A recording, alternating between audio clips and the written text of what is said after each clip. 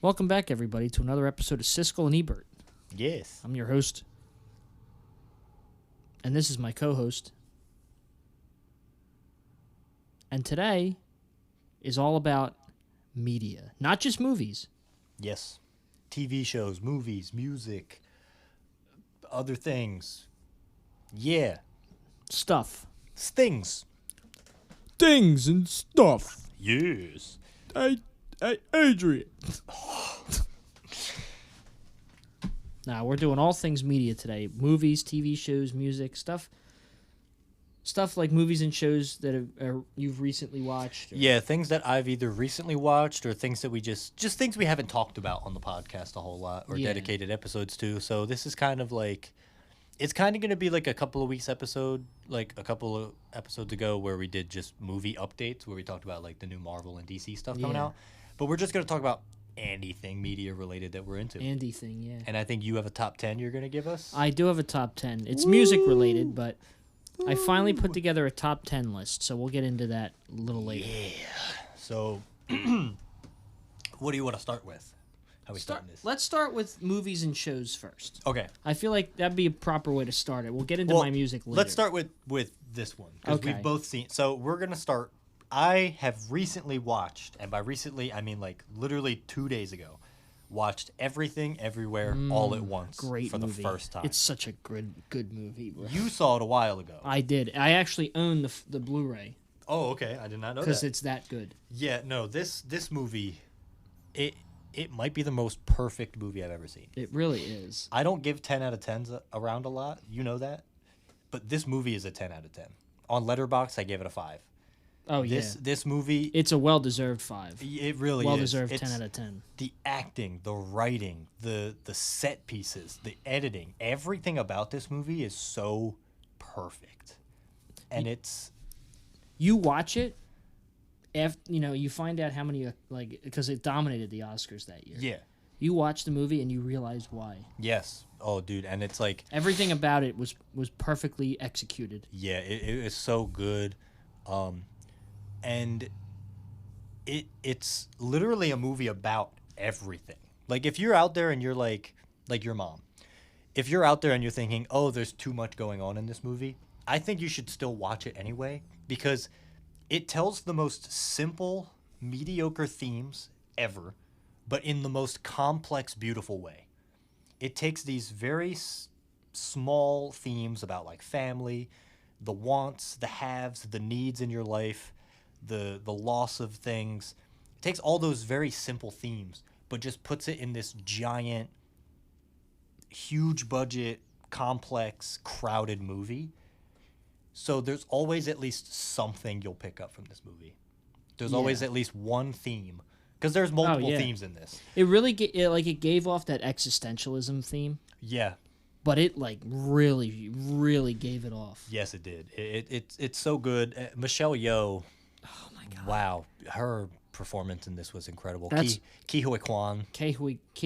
What a comeback performance! I know. For him, you know. I was watching it, and halfway through, I was like, oh yeah, this is his first thing that he did.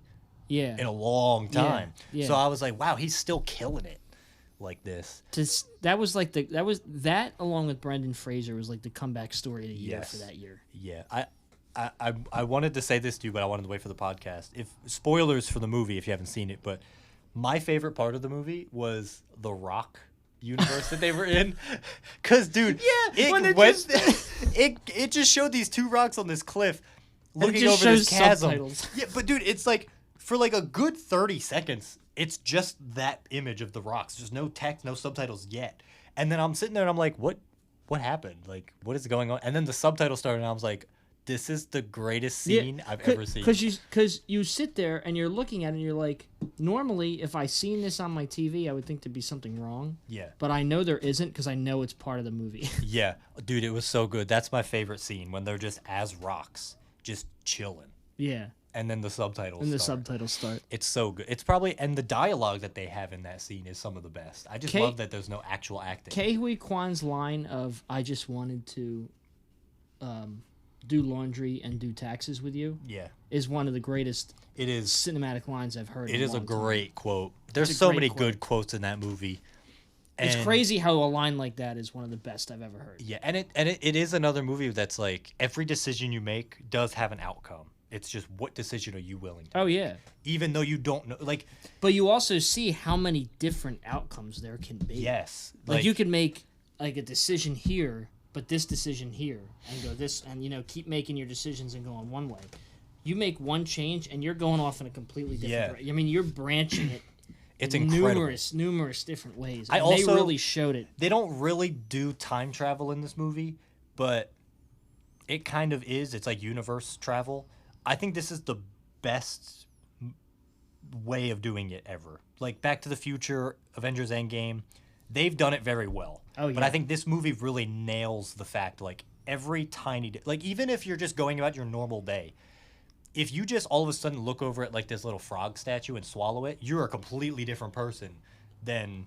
like, it makes such a big difference, and I just love that they touch that in so many different ways. They couldn't have executed any of that better than they did in that movie. Yes. It's incredible. I mean, everything from, like you said, from the directing, the writing, the acting, the editing, the cinematography, like everything about it is like absolutely perfect. Who did the screenplay? I think the Daniels did. The guys that directed it. Brilliant. Genius. It's one of the best. I'm pretty sure they won the Oscar for that too. Yeah, they deserve it. We're singing the praises. Everyone has already talked about this movie, but I recently saw it and we can talk about it now. I'm honestly thinking about watching it again. Here's something. I know you told me this, and I just discovered it on there because Anora is on Hulu now. Yes. And I'm thinking about giving it a watch because I've been wanting to see it. Yeah, I haven't seen it yet either. Anora is on Hulu, and A24 released a Blu-ray release for The Brutalist. Oh, okay. Well. I also noticed that A Real Pain is on Hulu as well. Is it? Okay. Yeah, so those are two that I'm going to watch. I think A24 has Blu-ray releases for The Brutalist and Sing Sing. Okay. Now. Nice. So that's two there, and then there's two. So that's 4 Oscar movies you could watch. Yeah. I want to see Anora because I want to see what the hype's about. Yeah, no, I definitely want to see Anora as well. That might be something I watch tonight or tomorrow. Yeah, I'm thinking about it. I'm not doing anything tomorrow. If I don't finish The Defenders tonight, I'll do that. Yes. So, Update from a few episodes ago. Remember, I said I'd finish The Defenders. Yeah, that didn't happen. Yeah, and I going have into one, that... but I did watch episode 7, so I have one more left before I can start Daredevil season 3. Yes. Okay, so then that's a good segue because I was going to talk about Born Again because I've been keeping up. I want you to talk about your experience with Daredevil and the Netflix era of show because you haven't really talked about that. I really haven't. You're right. So let's get into that. Netflix, because I've seen them all, so you can talk about it. Netflix fucking nailed it. Yes. I mean, were there some weird spots occasionally? Yeah. Yeah. Some slow build moments too, but I mean, Daredevil season 1 is a fucking classic. It's so good. Season 2 is also really good. I think season 1 is probably the best. Well, yeah, with you have not seen season 3 yet. As of right now. Yes. That's always been mine. As of what I've seen, Daredevil season 1 is the best. I'll give it to you like this from my way because we're pretty similar, but season 1 for me is like an 8.5 out of 10. Season 2 is like a 7.5 or an 8. Season 3 is like 9 out of 10. Okay. Because in season 9 there are a few things that are I'm rough, almost there, so I'm getting there. But I will say, season 1 of Daredevil, fantastic. Season 2, also really good. Jessica Jones season 1, also really fantastic. Good. It's so good. Yeah. And one thing I have to shout out in particular is Luke Cage season 1. I don't know how many people really talk about Luke Cage season 1. Not enough. Not enough because it's brilliant. It is so good. I actually I started watching it because I was like, yeah, I'll watch it because I want to keep watching more Defenders shows, and I couldn't believe how blown away I was by how good it was. It's great. It was really well written. So do you like Luke Cage better than Daredevil? Just season 1. Just season 1. I'll be honest. I think Luke Cage season 1 would be second to Daredevil season 1. Okay. I think it would go. I think from what I've seen, it would go Daredevil season 1 at the top, then Luke Cage season 1, then Jessica Jones season 1. Okay. Then Daredevil season 2, and then the Defenders as of right now. Gotcha. Like the Defenders is good, but I think it's the weakest out of the bunch. Yeah, definitely. It's now I haven't watched very mid. I haven't watched Iron Fist season 1. I don't plan on it because I'll be honest. If you ignore Iron Fist season 1 and go right into the Defenders, he gets introduced pretty well enough. Yeah, it's I mean, good enough. you really don't need the Iron Fist season 1 storyline. Yeah. To understand Danny Rand and the Defenders. Like it kind of worked out good. I mean, you might be a little confused at who Colleen Wing is, but they do kind of show her off. It's kind of like ignoring the Incredible Hulk and watching the first Avengers. So you don't see Norton, you just see Gotcha. Mark Ruffalo. Okay, that's it's a good way to do it. Yeah, because I watched. You don't really get a full backstory introduction to Hulk, or in this case to Danny Rand or Colleen Wing, but it's enough to understand who they are and what they do. No, that's really interesting to see because again, I watched them as they came out. So I watched them in order of their releases and stuff, so I knew Iron Fist before the Defenders. But the way you're watching it is interesting because you completely skipped Iron Fist and went straight into the team-up. So it is interesting to know that you can just watch the Defenders without seeing You Iron really Fist. can. You really can. Now, Iron Fist Season 2, I don't know if that is more connected. It's... Season 2 is better than Season 1, but the Defenders is better than Season 2 if of I, Iron Fist. Now, if I skipped Iron Fist Season 2, would that fuck me up? No, I don't think anything. Because look, I'll tell you this, right? In Daredevil, Jessica Jones, and Luke Cage, some of the side characters are bleeding in and out. Yeah. So it's connected. Like With Iron Fist, there's like no connections. Like I don't hate Danny Rand as much as other people that watch the shows do because I skipped Iron Fist Season 1. Like if I watched it, I would probably absolutely despise Danny Rand. I will say if you are planning on watching any of Iron Fist after you finish the Defenders and Daredevil Season 3, I will say probably don't go back to Season 1. Just skip it entirely. Yeah, I'm not. Because Season 1 Danny Rand is a problem. He's just this ignorant kid who has a lot of money, blah, blah.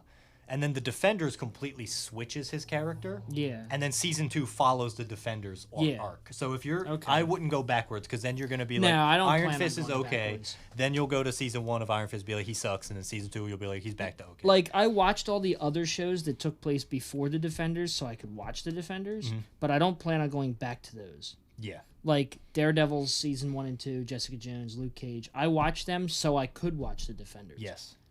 Iron Fist, I'm not going back because, like I said, it's kind of like in the MCU where if you skip Incredible Hulk with Edward Norton because you want to keep the continuity a little bit and just go right into Ruffalo, you can watch the Avengers movie, the first one, where it introduces Mark Ruffalo as the Hulk, and it's a decent enough introduction. You really don't need because if you're a Marvel fan, you already really pretty much know the backstory of the Hulk, and if you're not, you get an idea of it. Yeah, because especially that scene where it's like I put a bullet in my head and the other guy spit it out. Yeah, like that's a good. Like you don't. That's all you need, really. Like you really don't need to watch Incredible Hulk. Yeah. To understand Hulk's character in the Avengers. Okay, that's a good connection. Like I said, you don't need to watch Iron Fist Season 1 to understand Danny and Colleen in the Defenders. Yeah, I like that. They give it to you. They give it to you in a lighter way, but they still give it to you in some way at all. Yeah. At all. So. Interesting. I don't despise Danny like most people do. Okay. Is he my least favorite of the 4? Yeah. Oh yeah. But yeah. So you're on episode 7. You have one more to go. I just finished 7, so I have one more. Yeah, because there's only 8 of the Defenders. I was trying to remember because I know Daredevil, his seasons they usually went like 13 episodes, but then Defenders was only 8. Yeah. So, I think they were all 13 except for Defenders. Yeah. So. No, but I'm glad you're finally catching up because I know, I'm happy too. I'm going to talk a little bit about Born Again. I want to not too much for spoilers for you. Yeah, but I do want to watch season 3 so I can go right into Born Again. Yes. And then if they start bringing the other Defenders back, then I'll catch up on their shows. Yeah, I will say this last episode that just came out, episode 4. I don't know what it is, dude. Marvel cooks on episode 4 of all their shows. Before you continue, I just have one more question. Before I get into Born Again, obviously watch Daredevil season 3. Do I need to watch any of the Punisher seasons? That's what I'm getting into. Episode 4 of Born Again. It's not really a spoiler. There's screenshots and stuff. Punisher's in it. He's back. Frank is back. Dude, him, no spoilers. Him and Matt have this dialogue together. It is the best scene in anything MCU. Really? Dude, it is so intense and emotional. They're talking about the rights and the wrongs of what they do and what they did and how to move forward from everything.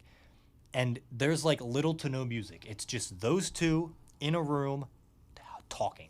Really? Dude, Ooh. it is intense. The only other scene that I would say maybe beats it is the ending of the X-Men 97 episode where Gambit sacrifices himself. That, it's like the same. It's so intense. Is it really? Dude, it's, oh my God, it's so amazing. I wanted to show you the clip, just that clip, not the whole episode, just that clip of them talking. But they do talk about spoilers, so I can't show you. Oh, yeah. But it's the craziest thing ever. But as a whole, so going into that, you don't really need to watch the Punisher show. Should I at least watch season 1? Because I hear the Punisher show is pretty good. The Punisher show is great. It is fantastic. I will say, get through, watch the last episode of Defenders, watch season 3 of Daredevil, then watch Born Again, and go back to watch Punisher. And go back to the Punisher. Okay. And then after you watch Punisher season 1 and 2, because both seasons are pretty good, season 1 and 2 of Punisher, then if you want to rewatch Born Again, you'll have a better understanding of where Frank's coming from. Okay. Again, Frank is coming back in Born Again.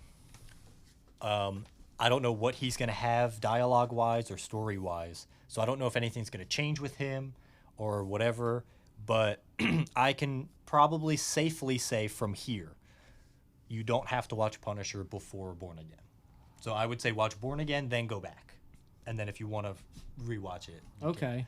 But yeah, overall, Born Again is great. It is kind of a different show. Like, we were all scared it was going to be different. Yeah. But it's different in ways that are good. Like, there's some, specifically in the first episode, the way they started off is a lot of people are upset about how they started it because they were like, oh, you said it wouldn't be different, but this is like a huge difference. It's kind of not. Like, if you really pay attention to the other seasons of Daredevil, starting this season, because I'm just calling it season 4. Yeah. Starting this season 4 off the way they did makes almost complete sense and connects fully to the other show. Wow. Yeah. I think I'm of the mindset that this is the same show.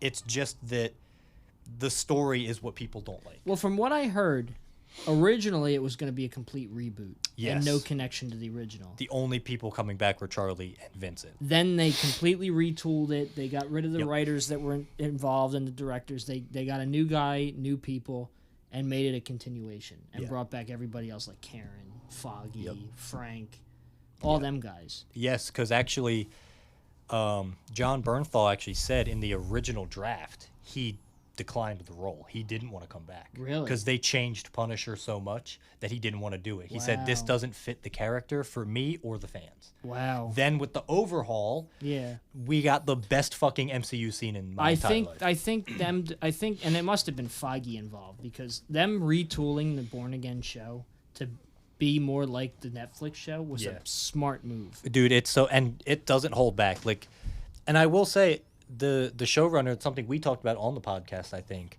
The showrunner said the original has too much talking. This is just all action. Yeah. Dude, I'm going to say it. In the first 4 episodes, there's almost like no action.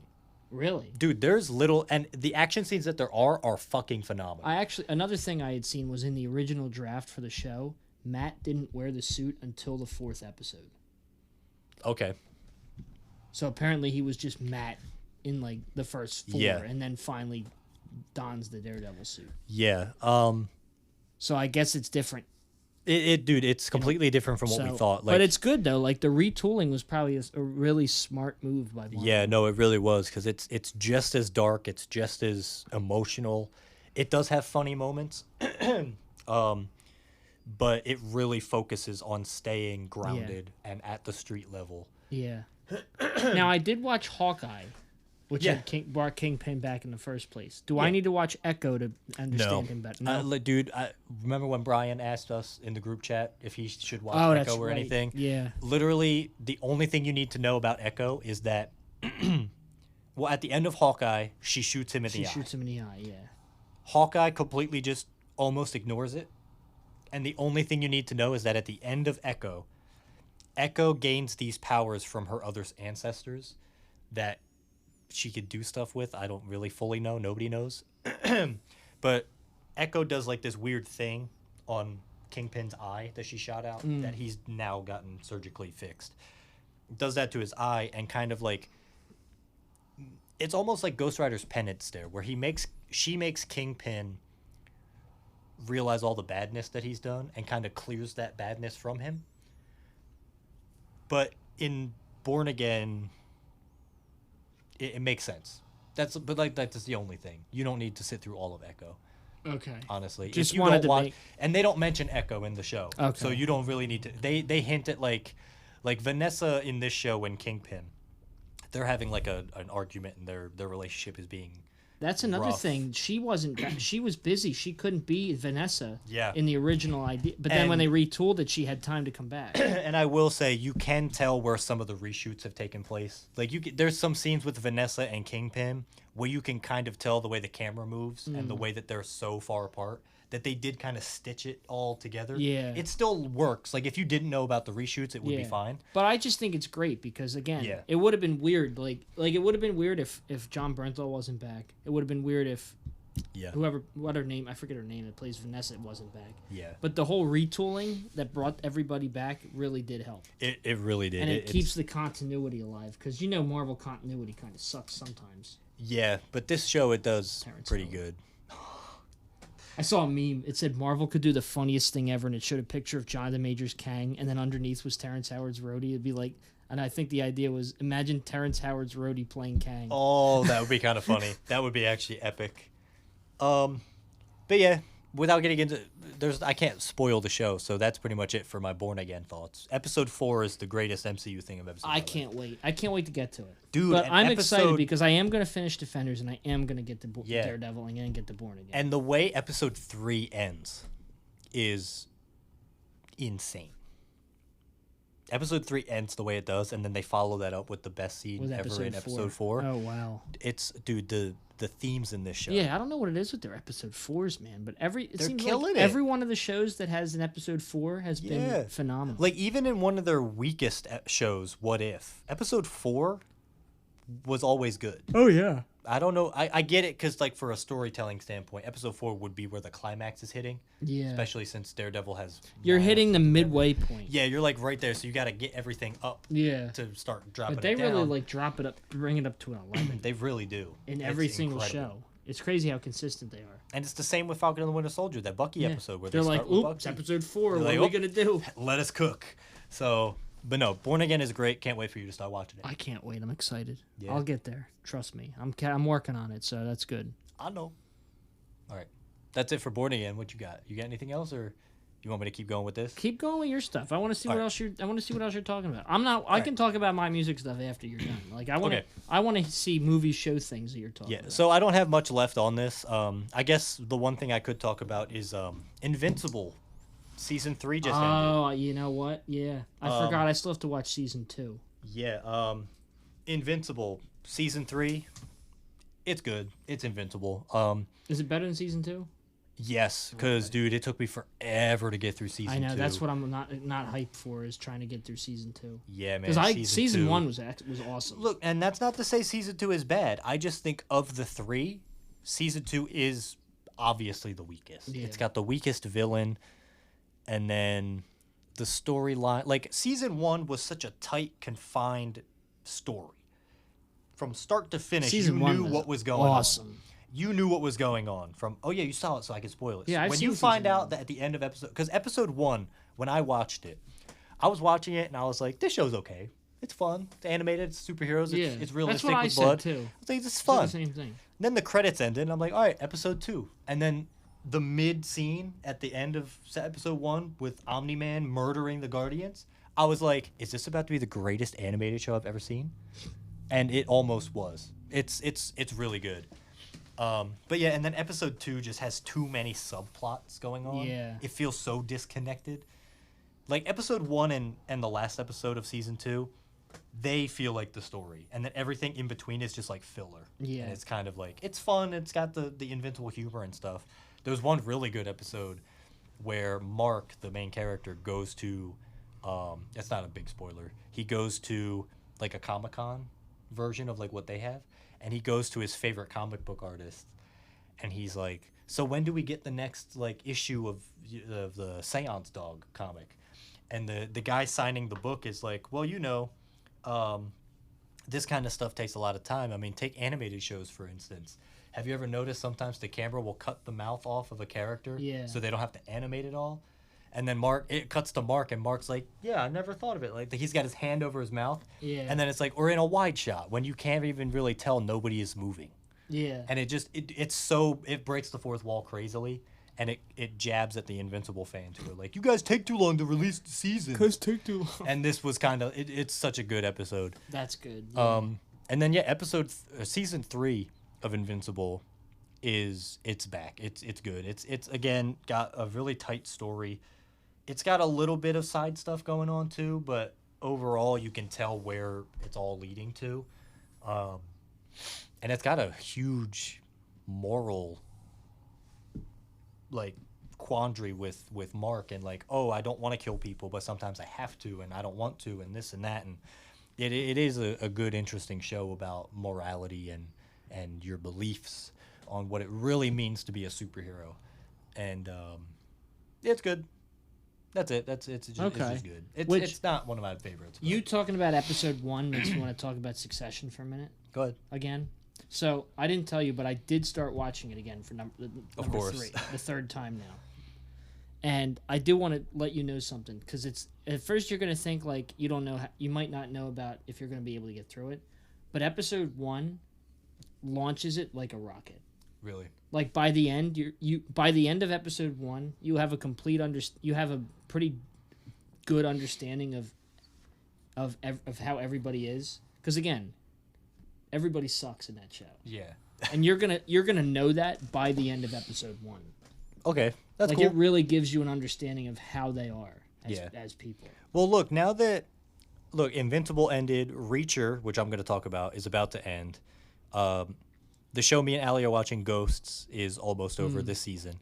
So me and Allie are looking for more stuff to watch. So Succession might pop up on that list. But we'll see. I'm telling you right now, dude. You're gonna watch episode 1. You're gonna want more. Well, I know Allie really wants to watch White Lotus, but that's only because one of the members of Blackpink is in it, in this newest season. Of course. But I told her, I'm like, look, she's not in the other seasons, so we have to get through that to get to this. Jennifer Coolidge is. Yeah. I do not see the appeal in Jennifer Coolidge. Me neither. Everybody's like, oh, I love Jennifer. She's funny in Two Broke Girls. No, she's not. What? You don't? I think she's kind of funny in that show. Every time I see her walk in and start rambling, I'm like, ugh. I think it's kind of funny. She plays the typical dumb But then again, I don't blonde. find Two Broke Girls funny.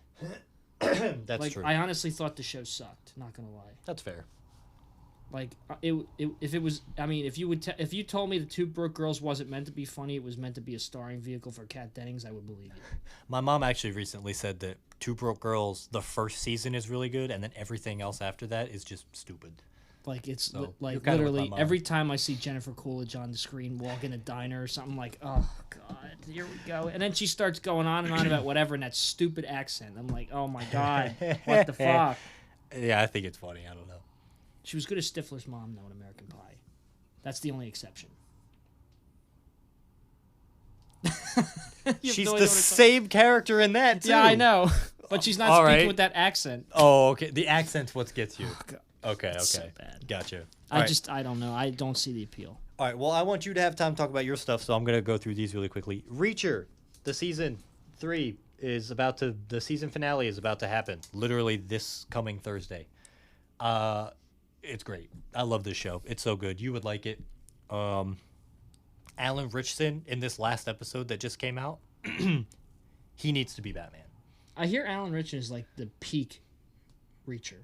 He like really he's is. what Reacher is supposed to look like. Dude, and it's crazy because he even still isn't what Reacher is supposed to be, because apparently I saw him do an interview. Reacher is still he's supposed to be like 6'5", like 230 pounds or something. And not Tom Cruise. And and Alan Richardson is still, he's only like 6'3" or 6'2", so he's still not tall enough, and he's also, I think he's just barely the weight. But I think it's crazy. He's closer than he's a menace. Jack Reacher. He is crazy in this show. I love how, like, dude, he just is Batman. He's just got this blank expression on his face most of the time. He makes a few jokes, but when he does, they're just super dry humor. Yeah. He's super sarcastic and just comes back with these one-liners, but you can't tell that he's thinking about them. He's a badass. He always plans 5 steps ahead, but whenever one of those steps gets fucked with, he immediately pivots and rolls the other way. He is Batman. I need him to be Batman. He might be. So we'll see. James Gunn, if you don't cast him, it better be someone better. I feel like he is, though. I feel like that Alan Ritchson has been mentioned as be Batman. He has to. Dude, Alan Ritchson even said he would be Batman for free. He said he would pay Really? He said, I will pay you to make me Batman. I will pay you. I will give you money to put me in this role. And dude, imagine we're getting Jason Momoa's Lobo. Imagine Lobo and Batman, Alan Ritchson and Jason. Dude, Alan Ritchson walking up to James Gunn with a Batman picture saying, "See this? This is me. This is me. This should be me." But yeah, Reacher is such a good show, and it's almost an anthology series because each season is different because it's based off the different books. Yeah. But they do have those hints. Like, dude, I'm not gonna lie. Season 2 has a cameo. Season 2 has a cameo from a character in season 1 that I was not expecting, and I lost my shit. Which is cool, though. I was like, oh my god, he's fucking. Which is cool because it's not connected, but it is. Yeah, so it does show you that they could really do something where they bring everything together, but I don't know. Reacher's a great show. If you haven't seen it and you're into that kind of stuff, check it out. Reacher? Yes. Reacher? I barely know her.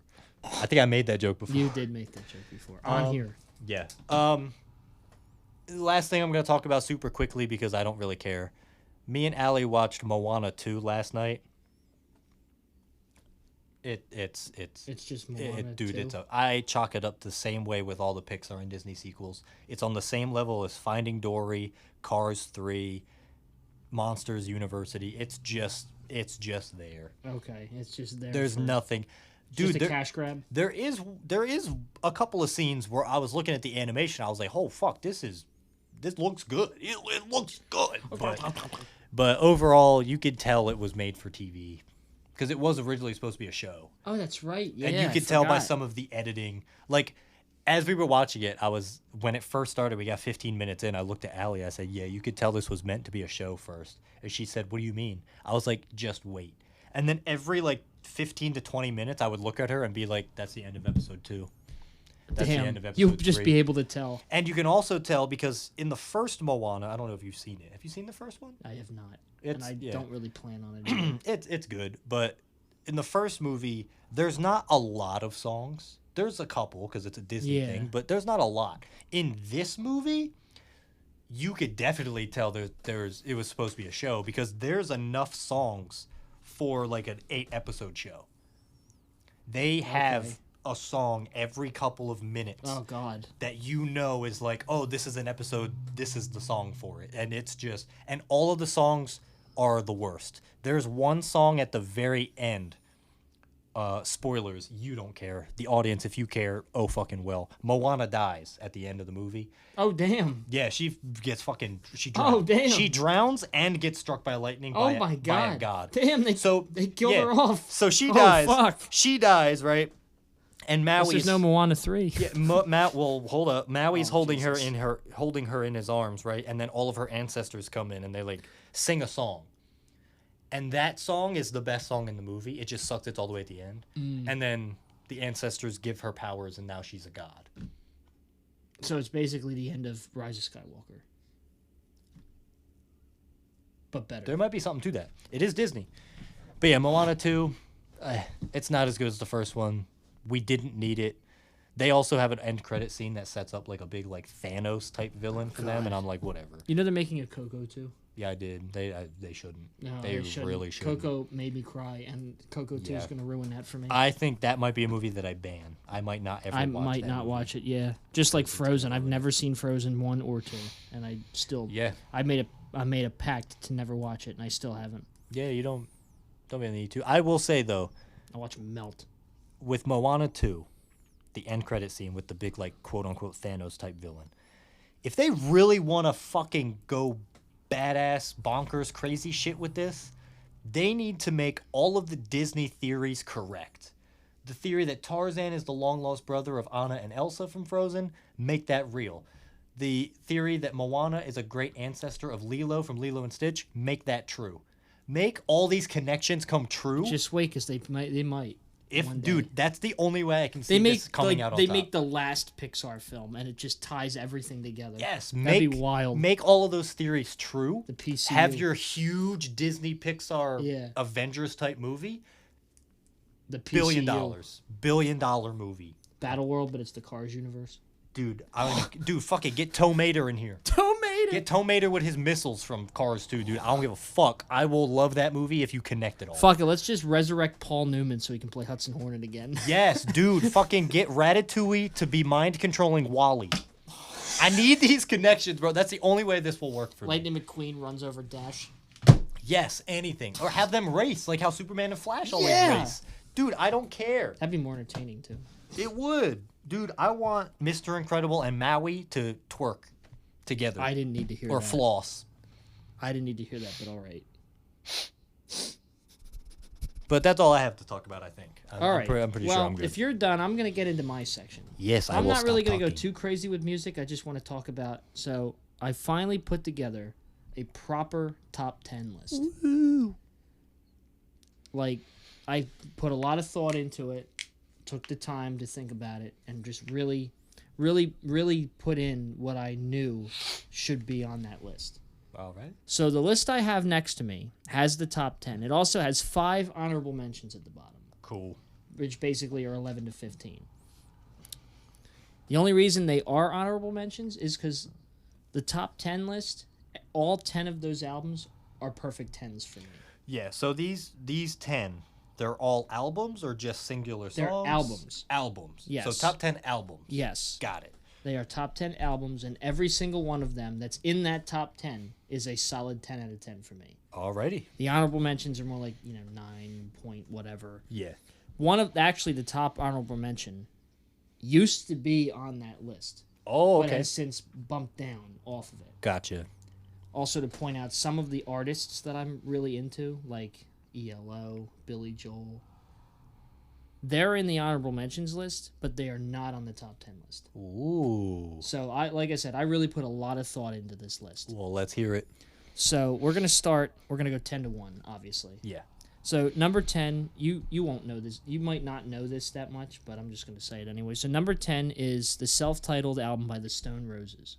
Okay. They're a British band. They were around in the late 80s, early 90s. Basically pioneered the way for that British sound in the 90s, like Oasis, for example. Okay. Basically, this band inspired that. Inspired cool. that movement of the 90s. From front to back, the first time I heard it, I was like, damn, this is like hit after fucking hit. Why is this not bigger in America? It's incredible. Nice. And another thing I should mention about the top 10 list is all 10 of these albums have impacted my life. Gotcha. In a way. Yeah, I figured. Whereas, like, my development of my taste, or like something in like a thought process or anything, yeah. Or like a moment, in my time in my life, Yeah. So that's why these are very important. They're not just solid 10s. Gotcha. So this album, self-titled by the Stone Roses, is absolutely incredible. Okay. I highly recommend it. By the end of it, you'll be like jamming out to it. It's incredible. Gotcha. If you're not into that kind of music, though, it might not be for you. Yeah. But they managed to blend that with stuff that you might like the type of rock music you might like. Yeah. And they blend it all together, and it works so well. Gotcha. So, real quick before you keep going, I don't have a top 10 album list. This is all you. I know you're not really much of a music guy. I might, throughout your time talking, I might mention albums that I actually have listened to and know that I like, but I will not be able to make a list of I whatever, get it. Trust me, it took me a long time to figure this out. Yeah. All right, so that was number 10. Number 9 is Kendrick Lamar's Damn. Okay. Not To Pimp a Butterfly. Everybody says To Pimp a Butterfly is his magnum opus, which I, will say the same thing. Yeah. But it didn't impact me as much as Damn did. Okay. Damn tells a story from front to back, basically, but it also tells a different story backwards. They've actually released a version where it has the track list backwards. I think you told me that. And it tells the story. It tells basically another, like a darker version of a story. Okay. But the writing on this, like his rap writing on this, is in my opinion, better than To Pimp a Butterfly's. Wow. So I mean, it even shows because that's the album he won a Pulitzer Prize for. Oh, okay. Damn. Yeah. Well, then all right then. But this whole thing, then this is the only hip hop album on here, by the way, on this list. But okay. that is just it's just incredible to listen to from start to finish. I mean, you really get it. You get into the lyrics and you're like, damn, literally, you're like, damn. Well, so you said this one really impacted you. How? Like just the way you write songs and stuff? Yeah, it kind of, but it also really gave me appreciation for like rap music and to know that you can still make rap music but also have incredible writing. Gotcha. Like you can really tell a story with this kind of music. And yeah, I know there are others that can, but no other one has impacted me as much as this one did. Gotcha. Because I could listen to this from front to back and back to front and never get tired of it. Nice. So that is why that's number 9. That's kind of like the Tenacious D album for me, Post Apocalypto.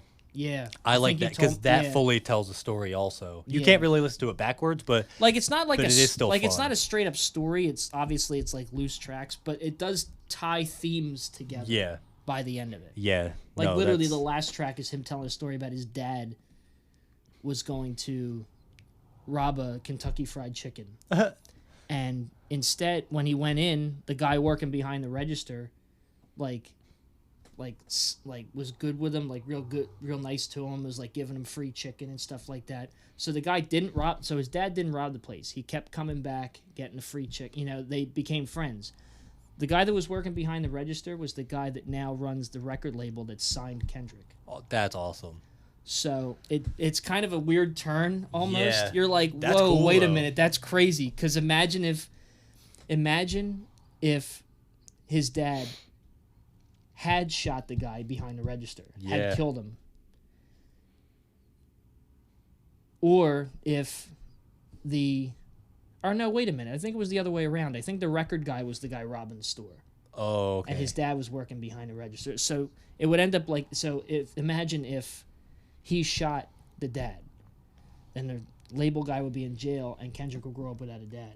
Wow. And think about the different outcome. Because growing up in Compton, California, it's like your life could go one way or the other. That's crazy. So it's just... That's cool, though. And that's the last song. I like that. So when you listen to that at the end, you're like, whoa. But if you listen to it at the beginning and go backwards, it's just a completely different thing. That's awesome. It's wild. So that's why that's there. Cool. Number 8. Number 8's crazy. Because number 8 I just discovered last week. Oh, wow. Recent. It's new. It just came out last August. Okay. Just discovered it last week, and it's on this list, and you'll see why in a minute. The album is called Imaginal Disc. It's by a band called Magdalena Bay. Okay. It's kind of like a pop. It's kind of like a mix of genres. You get your pop music. You get your rock music. You get like synthesizer. Everything is blended together. Gotcha. Like a mix of genres like you would get on a lot of things lately. The reason this is on here is because the first time I heard it, I couldn't believe it. I mean, the production on it is absolutely fucking stellar. Mm-hmm. It's some of the best production I've ever heard in my life. And just the way it plays in your head, it's almost surreal. Like it almost gives you a surreal experience. And it was one that I haven't felt in a long time. Like, from listening to some of the other ones on this list. It gave me that experience. Damn. And I've been going back to it numerous times throughout the week, and it just gets better and better and better every time I listen to it. Wow. But, from everything, from the songwriting to the performing, her voice on this, because it's a female singer, her voice fits so well. And, it fits so well with the production. Every song transitions into the next. That's cool. But it's seamless. You don't realize it too. You know how sometimes it feels forced? Yeah. None of these feel forced. Wow. It flows so well. That's like Eminem's newest album. Yeah. What was it? Death is Slim Shady? Yeah, that one. That album is... Yeah. These are absolutely seamless transitions. Yeah. But it's just two of them. It's her and her boyfriend. that does all the instruments and producing and stuff. They used to be in a progressive rock band together, but then that band broke up and they made this. But there's elements of that in here too. Like you get to a point where the end of one of the songs, like to cut off, like end the first half of the album, is just a prog rock breakdown. It gets loud, it gets aggressive, it's crazy. And this is coming after all the lush synthesizers and all the poppy stuff and all that. But it's just it hit me so much, and it was so surreal. Like I was practically in tears because I was like, I haven't heard an album like this in a long time. That's good. So the fact that within a week it's on my top 10.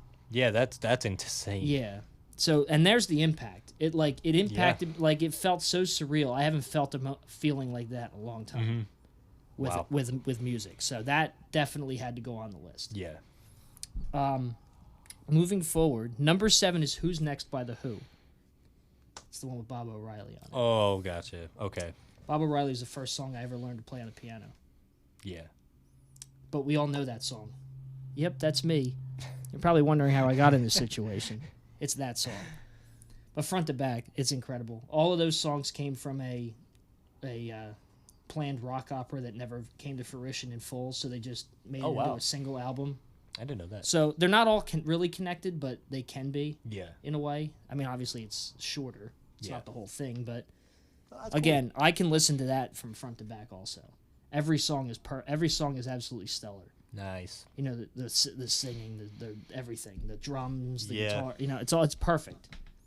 It's perfect. And impacting it, meaning I learned how to play the one song on the piano. That was the first song I ever learned, and I did it in my head. It was crazy. Wow. That is cool. I've known that. I've had that album in my mind for a long time. Yeah, that's the other thing. I don't think I would ever be able to make a top 10 or anything. Like, obviously, I've listened to more than 10 albums and stuff, but I don't get impacted by music like you do. I'm more, and I know it's technically the same as music, but like score. Yeah. Like, yeah, that kind you of stuff. Score, yeah. Yeah, but an album, like, I don't even know what the last album I listened to that has impacted me. So I don't think I would be able to make a top 10. I could do like a top 10 just favorites, like of just funky songs that I like. I actually made a playlist of it's a top 10 selections playlist on Spotify. So I took one song that I think is a good choice from each of the 10 albums and put them into playlists together. That's cool. You should make that public and they can listen to it. It is public. Oh, well then go listen to it. Go listen to Josh's technically top 10 songs. Technically. Yeah. Top 10 selections, yeah. They might not be the best one, I think, from the album, but I think they're a decent choice to put in there. So it gives you a good idea of how they sound and why I enjoy them so much without giving away too much of it. Nice. So you listen to them and be like, oh, I'm going to listen to the rest of it then. And then you're blown That's cool. away. So I figured I'd do that, but The Who's Next? Bob O'Reilly learned how to play on the piano. First song. It had to be on there. Of course. I love this album. And it's one of the ones I took from my parents when I was digging through their record collection. So I've had that for a while. Nice. Number 6. This one is also crazy because this is you'll probably know this one. This is The Record by Boy Genius. You know, Boy Genius defined 2023 for me. They really did. That was like your that was thing. All I listened to in 2023. Yeah. From March to September, and it came full circle at the end when I went to the concert. Oh, yeah. Literally, within 6 months, I discovered them, listened to all of their music. And then went to a concert. And then saw them in concert within 6 months. Like, that record defined that year for me. Yeah, that... Again, I don't think I've... And the other day, I actually went back and listened to some of it again, and I actually started to tear up. I was like, damn, I forgot how impactful this was to me. Well, it's also because, like, music, like, again, going back to that Post-Apocalypto album that I listened to, every time I listen to any song from that, I'm transported back into my old Volvo. I had the first Volvo I had the Volvo. On that hot sunny day. Oh my and god! Like going to the record store with you to get those CDs because my car could play CDs. I'm always trying. Like the way music could just take you back to those moments, God. Dude. Even the smells, I can smell the inside of that Volvo. I put this album on, and I immediately went back to 2023. Yeah. And I was like, holy shit. Yep. Dude, music is crazy like that. It was so again, it had to be on here. And that's a new that came out in 2023. Yeah, so that's recently that's new too. Not as new as Imaginal Disc, but it's new, but it defined an entire year for me. That's awesome. I mean, 4 of its songs were in my Spotify top 5. Literally. That's way less than I thought. Well, the only reason it wasn't all 5 was because number 1 was In the Meantime from Guardians 3. Oh yeah, actually, Guardians 2, that soundtrack. Yeah. I think that's impactful, but only because of the song Father and Son. Yeah, that's even that whole scene. Like that song impacts me in a way that like I get like quiet when that song comes on. I just listen to it and just vibe. My dad and I are going to do it at karaoke again one time. Good. I think we're going to do it when we go again. Good. I want to see it. Because we were practicing at the house. And of course he's doing like... I'm like, don't sing it like that. Yeah, you sound like an idiot. Shout out to my dad. Shout out Big Mike. But the record, Boy Genius, defined an entire year. Within 6 months, I basically heard everything they did. Even their solo work.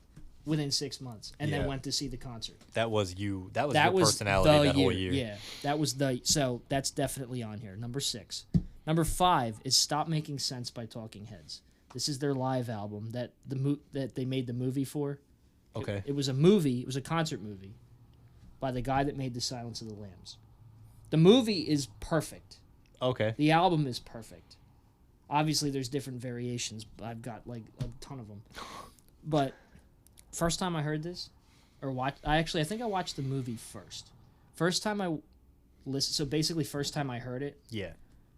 It starts out quiet, like it's just David Byrne comes out with his acoustic guitar and plays Psycho Killer, and then he starts bringing out other people, like he brings out the bass player, for one song he brings out the drummer, he brings out the other guitarist, and by the time you're about 6 songs in, everybody's out there. All 4 main band members, everybody else that they have on stage, like the backup singers and the bongo drum guy and the other synthesizer guy. Like, by that point, everybody's out on stage. But as they keep coming out, it gets progressively louder, faster, and funkier. Interesting. Like, by the 5th or 6th song, you're out of your... Like, if you're seeing it in a movie theater, you're out of your seat dancing. Wow. By the 5th song. And there's 16 songs in it. Damn. Total. And by the end of it, you are like in a whole different world by the end of it. Because Talking Heads is interesting because the way they make their music and how different it is. So by the time you listen to the entire live album, you're like in another world. That's cool though. I like that they can transport. But as you it like slowly starts to build up by adding more people to the stage, by song 5, song 6, you're out of your seat. You're jamming to it. I mean, you can't turn it off at this point. Yeah. Like by this point, you're not turning it off. You're watching the entire thing. And it's an hour and a half. Wow. Or if you're listening to the album, you're not turning it off. You're listening to the whole thing. It used to be a different album by them on here, but then after I heard this, I was like, oh, that's gotta go on there. Nice. Like it puts you in a certain place. It puts you in a good mood by the end of it. Yeah. Like if you're not in a great mood and you listen to that, by the end of it, you're feeling great. That's like the again. All I'm gonna do is just keep throwing out albums that I have listened to throughout this. But that's like the These Nuts album by Ninja Sex Party, because listen, they're totally different musical things, right? But the These Nuts album, for some reason, even though most of the songs aren't even about space or anything. Whenever I put that album on, I'm put on a different planet, and I'm just watching the whole album play out in my head. Like, every song that they sing, I can see it like I'm at a concert in my head. And that's a good thing. Yeah, no, it's really good. That's how you know it's a good album if you're doing it. And that's what these last 6 and the other 4 are going to be for me. Sick. It puts you in an experience that you just can't get out of. You have to go through the whole thing. Yeah. Well, what's the next one? The next one is Station to Station by David Bowie. I've talked about this with you for a long time. Yes. I don't know if it was with you, but it was with...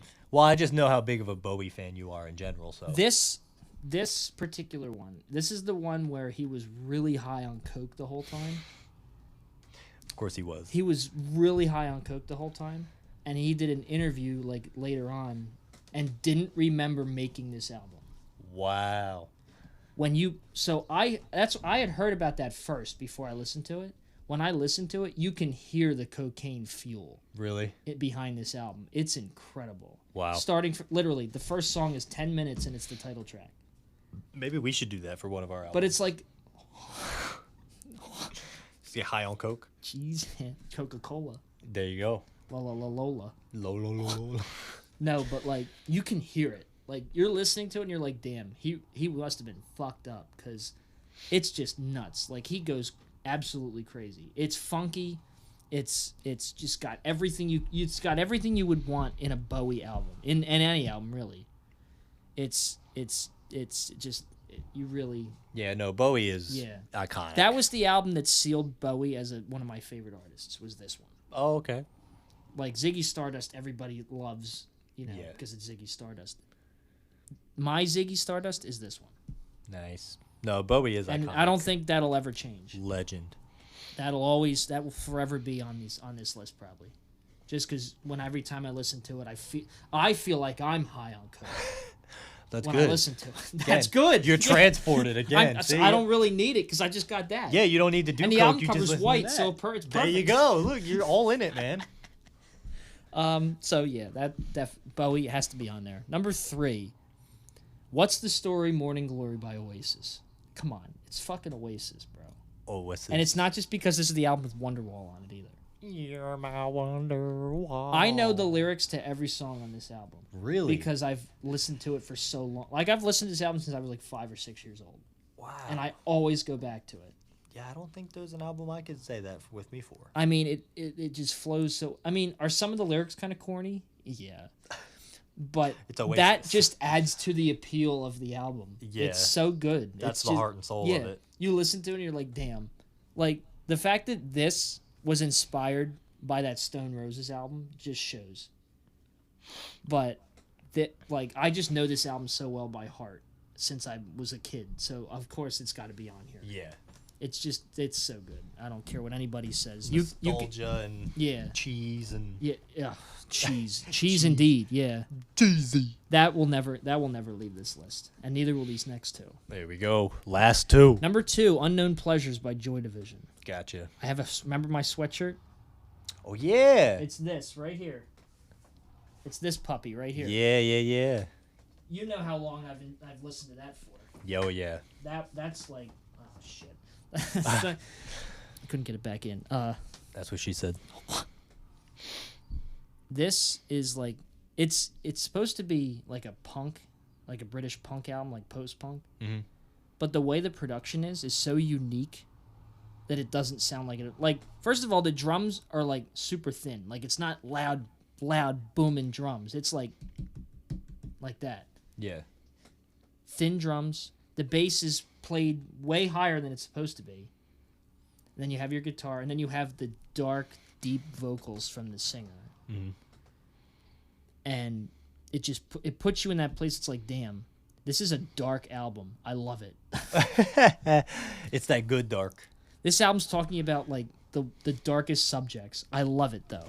That's good. That's cool. I'll forever go, like, even if I'm like in a good place, I will still listen to this and just enjoy it for what it is. Yeah. Because it's so well written, it's so well performed, it's so well produced, despite the fact that it doesn't sound like it's supposed to sound. But that was the idea. Yeah. To make a punk record that sounds nothing like a punk record. Now, can you hear elements? Of course, because the way they play. Yeah. But it just doesn't sound like it. It's unique in its own way, and the album cover's iconic. This is on T-shirts, bro. Yeah. Everybody has, at least every other person has a T-shirt with this on it. Yeah, I've seen a couple. Yeah. Especially from you. Yeah, you know, I had the fucking sweatshirt for it. Joy Division's always been some of your favorite. Like, there. You always talk about Joy Division anytime you get the chance. I don't think I will ever not talk about Joy Division. Why the fuck is this not going in? Oh, I know why. I know what I did. All right, I'll fix it later. I know what I did. Had to get my mouse to move.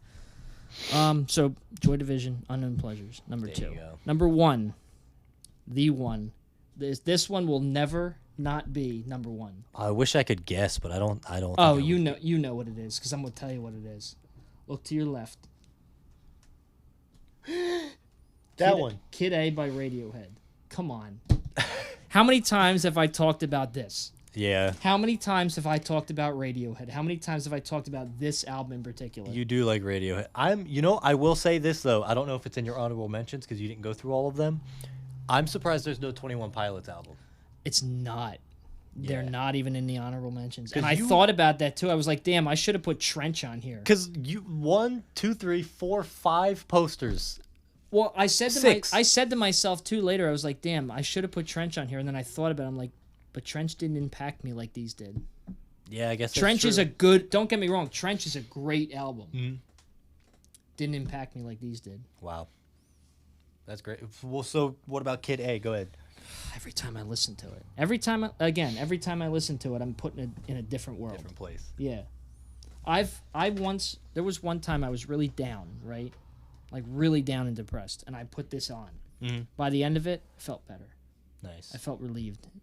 Kind of the same as whatever other one I was talking about too, but it made me feel better. And like everything from the sounds, cuz it's not a standard rock album. Yeah.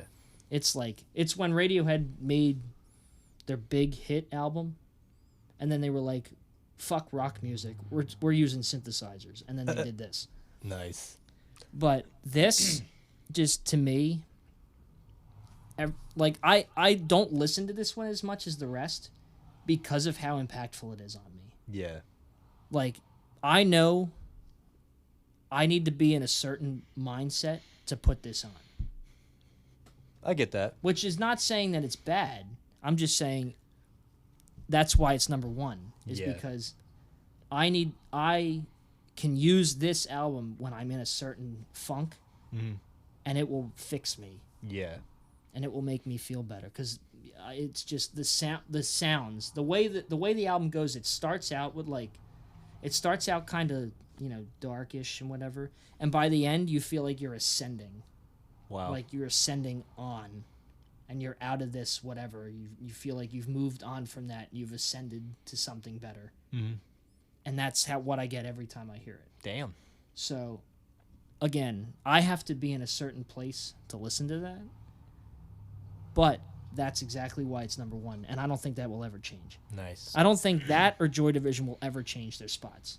I don't think they'll ever move from 1 and 2. Yeah, and look, I will say, based on your top 10 albums that you just went through, I do think that it kind of encapsulates you as a person. I think you can tell I will say kind of person you all are. 10 of these basically define my life. Yeah, I think this jointed with your top 10 movies, that is you as a human. Yeah. I can really see all of the impacts. And that's what a top 10 should be. Oh, yeah. It should be you personified in these other movies. I learned to play the piano with The Who. I defined an entire personality with Boy Genius. I was in a surreal experience like with Kid A or with Imaginal Disc, something like that. Yeah. I just know that all 10 of these, and to an extent, the honorable mentions, which I'm not going to talk about them because they're just honorable mentions. But with these 10, that's exactly why all 10 of these, to me, are perfect 10 records. Yeah. And why they matter so much to me. I just find it funny that number 8 is like brand new. Yeah, that is crazy because you usually... But that just goes to show you how good it is. Yeah, no, because usually with us... Well, more you, but us together. Whenever we find something new, whether it's an album or a show or a movie, we always come out of it being like, that was really good. Yeah. And then after a while, we start being like, maybe it wasn't as good or maybe it's better than we thought. Yeah. So the fact that an album that just came out not that long ago has broken your top 10 is incredible. It's only because I can listen to that. I listen to that still, and I know, and I say to myself, I know that this is going to stay on this list for a while. Like the other night, I listened to it again, and I said, I don't think I'll ever grow tired of this. Like these other ones. That's good. I don't think I will ever get tired of listening to it. And I know that when I start, I will finish it. I won't stop halfway through. I won't skip. The other thing I should have mentioned too, because these are perfect 10 records, all of these albums, I would never skip a song on them. All the way through. Yeah. Nice. Even if it might be the weakest song on the album, I will play every single one of those. Nice. I won't skip any. because I just can't. Yeah. I just can't do it. No, hey, look, that's what a perfect album for you should be. I don't think, like I said, there's not many full albums that I've listened to. Well, that I've can like point out is like something I will always remember. But if they're from the few that I do know, I do listen all the way through. Like, oh yeah. Like, dude, even the Eminem album. Yeah. The Death of Slim Shady. There are some moments where you're like, maybe I should skip this, but because it's one continuous story, it's like a movie. I like sitting down and going all the way through. And that's another thing. Like these 10, they're not necessarily telling a story, but it feels like a story. It feels like an experience. Yeah. So like they could be completely different songs that aren't connected to each other, but it still feels like it's not complete unless I hear the whole thing. Yeah. And it's only right to hear the whole thing. And I know that every one of those songs I would enjoy. Mm-hmm. Even if it's the weakest, I still enjoy every track. I mean, Christ, Radiohead's got an instrumental in the middle, and I still would play it all the way through. Yeah. It's like listening to ambient music, and I'm listening to that song because it's just that good. Yeah. No, I get it. Like, it's perfect. Oasis has some corny fucking songs on this album, and I still love them. They're great. You do like Korn, so. I don't. The food Korn, yes. not the band. Oh, I forgot they were a band. Not the band. Food Korn, not the band. Food Korn? Corn Hub? Or next week we're talking about Corn Hub. Yeah, we're gonna talk about only Korn. But yeah, that's my 10 albums. Nice. And I can see it. Again, that list is the current update because I never really put a top 10 together, but I feel like that's going to be the top 10 for a while. That's good. And if anything changes, it won't be that much. Like, these 10 are that important. Yeah, and I think that's what we try to do when we make our top 10s. Like, we've done top 10s in the past. We've got more planned. And, it's a lot of them, some of them I've just discovered, like Imaginal Disc of Magdalena Bay. Even the Stone Roses album, I just discovered, like, last year. Mm-hmm. And fell in love with it instantly. That's why it's on there. Yeah. It's just, every song is like a bop. I like that. I like that. No, I actually really like doing the top 10s. Like I said, we have a lot more planned later. Like, I'll say some of the two newest ones that we are going to do at some point soon are top 10 foods, which I'm really excited for, and top 10 DreamWorks movies is what we're going to do. That one might be tough for you because you haven't seen them all. But I still think you've seen enough to make a 10. But But we'll see. We're definitely doing more top 10s. But yeah. But this was fun. I enjoed this update. I did like. I'm happy I got to talk about my music for a little bit. I know. I like when you talk about that stuff. And I know a lot of people probably that listen to this are probably more like movie buffs. But if you are music buffs, please give these 10 albums a listen if you haven't already, because. Especially if you know me as a person, you'll understand why I enjoy them and why I think they're perfect 10s. And that's the other reason we do these top 10s is because if there's anything that you can relate to with us, it just makes that connection to the podcast deeper. Yeah. And it's like, wow, I really can relate to these guys. Oh, yeah. And we can relate to you. But yeah, that's good. I like that top 10. Yeah, I enjoyed doing that. And I enjoyed our little update. Talking about random stuff. We'll try and do this more often. I mean, like we were saying, like together, we've been friends forever, and this podcast is still new, so there's plenty of stuff we can still go back and talk about. Whenever there's a lull, like right now, like there's not really much going on, no new movies really, or this or that. Yeah. So it's nice that we could just come out and talk about old stuff that we have watched and give our reviews on that. But no, I like this episode. This might be one of my favorites we've recorded. It's a long one too. It is a long one. We're clocking in at about 70 minutes now, which is good. Plus the other episode that came out today. On top of that, you guys got a lot of content. You got a lot of content. You got like an hour and a half of content. Right and there's still a whole other 25, 26 episodes to listen to. Yeah. So we got a lot of content. And we got more. Check coming. it out. But that does it for me. Yeah, I'm good. I think I covered everything. All right. Well, that does it for us. Thanks for listening. Close it out. Thanks for listening to my top 10. Me ramble about music for 40 minutes. And me ramble about movies and TV shows. But that's what we're here for. That's why we do this. Yes. But, yeah. If there's anything you want to say to us in the comments, feel free. The comments are open. Give us your favorite things. Like, what you think about, like, some of the shows we talked about, movies. You know, if you know music like I do, what'd you think? You know, would you listen to these albums? What do you think? What might be your favorite? What might you enjoy? Brian will go on a talk with you about music. I know he's a music guy. Brian, Yeah, Brian. Okay. In the group chat, Brian. He's a good music guy. But yeah, just check it out. You know where to find us. Instagram at The Fongy Corporation. You can email us at thefongycorporation@gmail.com. That's THEFONGY corporation@gmail.com. And that does it for us. Check out the other episode we put out today. I'm sure you probably already listened to it because this was not part 2, but you'll understand why if you didn't listen to part 1. Yeah. But that does it for us. Tune in next week. Next week is an episode for April Fool's Day. Yeah. So I think it might be our best one yet. We'll see. Probably. And again, we say that a lot, but we'll see. Yeah. No, but I'm really proud of what we did for this one. Yeah, I am too, because we did it early, so we're prepared. Yeah. But be sure to check that out on April 1st when it comes out. I've been Josh. This has been Sean. Yes. And we'll catch you on the flip side. See you on the flip flop later.